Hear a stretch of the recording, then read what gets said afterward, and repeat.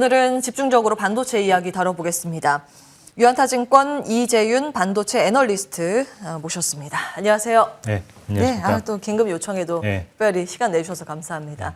이제 반도체가 사실 버텨줘야 우리 시장에 하단이 막혀 있을 텐데 작년보다는 확실히 반도체에 대한 우려감이 덜해지긴 했습니다. 예. 지난주에 삼성전자 4분기 실적 발표된 거 보고 물론 예상보다 이익은 좀 덜했습니다만 이제 일회성 요인 감안해서 풀이해 보면 평가가 좋지 않습니까?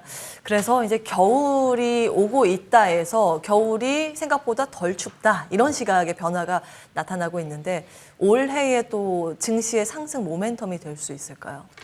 일단은 그냥 그 어닝 측면에서 봤을 때 그 삼성전자의 22년 어닝에 대해서 지난 여름부터 이제 좀 불안해하기 시작했던 거거든요. 그게 이제 일부에서 이제 주장했던 그 반도체 겨울 이것 때문에 이제 좀 내년도 22년도 그러니까 올해죠. 22년도 영업 이익 그 전망치에 대해서 이제 좀 불안해했던 것 같습니다. 시장에서는. 그래서 컨센서스 추이를 보면은 지난해 8월부터 해서 삼성전자의 22년 영업이익 컨센서스가 지속적으로 하락하는 그런 사이클이었고 그게 어느 정도 이제 일단락 되어가는 과정에서 이제 시장에서는 이제 좀 바닥을 확인했던 그런 측면이 있는 것 같고요. 중요한 거는 지금 뭐 일단은 계절성을 감안을 해서 봤을 때 지금 2분기 또는 3분기에는 이제 그 가격이 반등할 수 있는 그런 상황인데 최근 올해 들어서 이제 좀 시안의 봉쇄라든지 이런 돌발 변수가 또 나오게 되면서 또 업황 측면에서 봤을 때 이제 플러스 알파 요인이 더 나오고 있는 그런 상황이라고 보시면 될 것 같습니다. 그래서 이 업황의 반등 시점이 기존에 봤던 것보다 더 이제 앞당겨질 가능성이 있기 때문에 그렇게 보면은 22년도의 영업이익 컨센서스가 다시 이제 상향되는 사이클로 진입할 가능성이 상당히 크다. 그렇게 보면은 올해 상반기에 그런 컨센서스가 상향 조정이 되는 과정에서 주가도 이제 좀 상승 탄력을 받을 수 있지 않을까 이렇게 전망을 하고 있습니다. 예. 중국 시안 공장에서 삼성전자가 감산을 결정을 했던가요? 예, 가동률을 조정을 할 수밖에 없다라고 이렇게 발표를 했고요. 실제로 이제 삼성전자가 이제 가장 큰 부분을 차지하고 있겠지만 거기에는 이제 마이크론 테크놀로지의 그 후공정 생산 라인도 있거든요. 근데 이제 삼성전자의 그 시안 공장하고 마이크론 공장하고의 그 차이가 뭐냐면은 마이크론은 대부분이 다 후공정 생산 라인이 거기에 있다는 겁니다. 그러면 그 말은 뭐냐면은 삼성전자의 그 시안 공장은 전공정 생산 라인이기 때문에 실제로 인력 집적도가 좀 낮은 편입니다. 근데 반면에 이제 후공정 생산 라인이라고 하면은 상대적으로 인력 집적도가 더 높은 편이기 때문에 이런 그 시안 봉쇄에 더 큰 영향을 받을 수 있지 않을까 이렇게 생각을 해볼 수가 있을 것 같고요. 그래서 삼성전자의 시안 공장은 이제 전공정이기도 하지만 어쨌든 제품군으로 보면 낸드 플래시고요. 그 마이크론의 그 시안 공장은 D램 후공정 생산을 하는 생산 라인이기 때문에 어찌됐든 간에 메모리 업황 측면에서 봤을 때는 시안 봉쇄는 좀 긍정적으로 작용할 수 있는 그런 부분이라고 보시면 될 것 같습니다. 그렇군요. 메모리 반도체의 반등 가능성에 주목을 하시는 것 같은데요. 그러면 겨울이 덜 춥다로 보는 게 맞을까요? 봄이 일찍 온다로 보는 게 맞을까요? 둘 다인 것 같습니다. 일단은 겨울이 온다는 이제 4분기 가격에 대해서 또는 이제 4분기 그 전방 산업의 수요에 대해서 이제 좀 많이 워닝을 주는 그런 의견이었던 것 같습니다. 그게 좀 생각보다 많이 안 좋을 수 있다. 그래서 많이 안 좋아지기 시작하면서 내년 내내 이제 좀 가격이 빠지면서 이제 좀 업황에 그 불황이 올 수 있지 않을까 이렇게 좀 워닝을 했던 것 같은데 실제로 지금 4분기 그 우리가 수출 데이터를 봐도 그렇고 10월, 11월, 12월 이렇게 수출 데이터를 봐도 이제 꾸준히 우상향하고 있는 그런 추세가 지속이 되고 있고 월별로 봤을 때 실제로 2018년도에 이제 상당히 이제 호황기가 있었는데 그때보다 더 좋은 그 수출 데이터가 12월 달에 나왔거든요. 그래서 그것까지 감안해서 보면은 실제로 지금 업황에 대한 우려는 너무 지나쳤던 게 아닌가 그렇게 좀 데이터로 이제 확인이 되고 있는 그런 상황이라고 보시면 될 것 같습니다. 국내는 이제 메모리 반도체 비중이 워낙 높다 보니 그 시황에 민감하게 반영이 될 수밖에 없는데 긍정적인 평가를 가지고 계십니다. 투자 판단 잠시 후에 듣도록 하고요. 이제 메모리 반도체와 파운드리 쪽에 또 시동을 걸고 있는 삼성전자인데 파운드리 업황은 어떻게 보시는지요? 파운드리 업황 같은 경우에는 지금 2021년도에 쇼티지 때문에 이제 단가가 많이 올라갔죠. 그리고 이제 21년도 내내 이제 쇼티지가 지속되면서 22년도에 그 판가도 이미 그 주요 업체들이 다 계약을 한 걸로 파악이 되고 있거든요. 그러니까 물론 이제 모든 고객사들이 다 22년도 연간 계약을 다 이제 가격을 올려서 했다는 거는 아니고 네.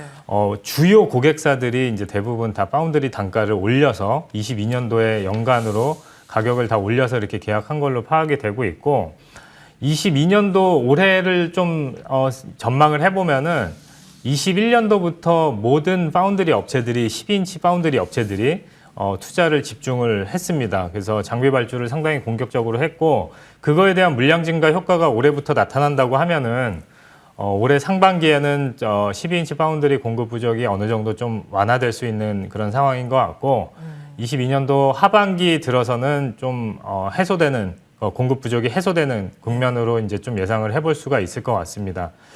그래서 지금 뭐 가격 모멘텀, 그러니까 파운드리 단가, 매출 판가 모멘텀 측면에서 보면은 23년도부터는 이제 좀 둔화되는 국면으로 보는 게 맞는데 그때부터는 이제 더 주목해야 될 거는 이제 삼성전자의 그 파운드리 사업 안에서의 경쟁력인 것 같습니다. 근데 지금 일단은 표면적으로 봤을 때는 TSMC랑 삼성전자랑 많이 비교를 하게 되는데 실제로 이 업에서 삼성전자 파운드리 사업이 중장기적으로 우상향할 수 있는지 없는지를 먼저 좀 점검을 해야 될 것 같거든요. 왜냐하면은 지금 단순하게 투자되는 금액으로만 봐도 TSMC가 30조 원을 투자할 때 삼성 파운드리 같은 경우는 10조 원 초중반 이렇게 투자를 하고 있기 때문에 당연히 이 양사 간의 격차는 줄어드는 게 확대되는 게 맞습니다. 근데 이제 자체적인 그런 경쟁력이 이 산업 안에서 좋아질 수 있는지에 대해서 판단을 하는 거는 기본적으로 지금 TSMC를 제외한 그 세컨티어 파운드리 업체들의 그런 경쟁 구도 변화인데 실제로 삼성 파운드리가 과거랑은 다르게 상당히 유리한 위치에 있다. 그 이유는 이제 EUV라는 게 도입되면서 선단 공정에서 세컨티어 업체들하고의 경쟁이 없어졌다는 게 이제 가장 큰 이유인 것 같습니다. 삼성전자만이 그 세컨티어 중에서는 삼성전자만이 EUV를 도입할 수 있고 이거를 이제 운영할 수 있는 회사다 보니까 이쪽에서만큼은 확실히 경쟁력 개선이 눈에 띌 수 있는 거고 네. 그래서 중장기적으로 봤을 때 TSMC하고의 그런 기술 격차 또는 이제 그 매출액, 그 점유율 격차 이런 것들이 이제 확대될 가능성은 충분히 존재를 하지만 실제로 삼성전자 파운드리의 그 사업 방향성은 중장기적으로 우상향할 수 있다라고 이제 좀 말씀을 드릴 수 있을 것 같습니다. 예. 파운드리는 워낙 계속 좋았고요. 뭐 탑티어인 TSMC와 격차가 많이 나기는 하는데 이제 따라붙고 있는 양상에 주목을 할 필요가 있겠습니다. 투자 판단에서는 어떻게 봐야 할지가 늘 고민입니다. 네. 이제 삼성전자는 국내 주식 1위라는 대표성이 있지만 그만큼 시장과 연동해서 움직이다 보니 이제 반도체만 영향받는 건 아니라서 투자하기에는 고민해야 되는 변수가 굉장히 많고 SK 하이닉스는 메모리에 치중이 돼 있고 그래서 이 두 종목의 주가가 더 오를 수 있을까라는 것에 대한 질문을 드린다면 답을 어떻게 하시겠어요? 일단은 좀 장기적인 전망까지 가능한 회사라고 하면은 예. 단기적으로 뭔가 좀 그 뭐 업황에 대한 그런 주가의 그 탄력성은 떨어지더라도 장기적으로 좀 그 회사의 방향성이 명확하다고 하면은 삼성전자를 더 선택을 할 수가 있을 것 같고요. 예. 단기적으로 메모리 업황에 이제 좀 초점을 맞춰서 단기적으로 플레이를 한다고 하면은 아무래도 이제 SK 하이닉스가 더 유리할 수 있겠죠. 퓨어 플레이어다 보니까.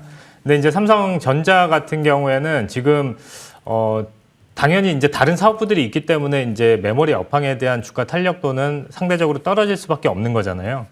근데 이제 다른 사업부들의 그런 그 변화에 이제 좀 주목을 해서 본다고 하면은 장기적으로 이제 방향성을 좀 더 뚜렷하게 볼 수 있는 회사다라는 측면에서 봤을 때 조금 더 메리트가 있다고 보시면 될 것 같습니다.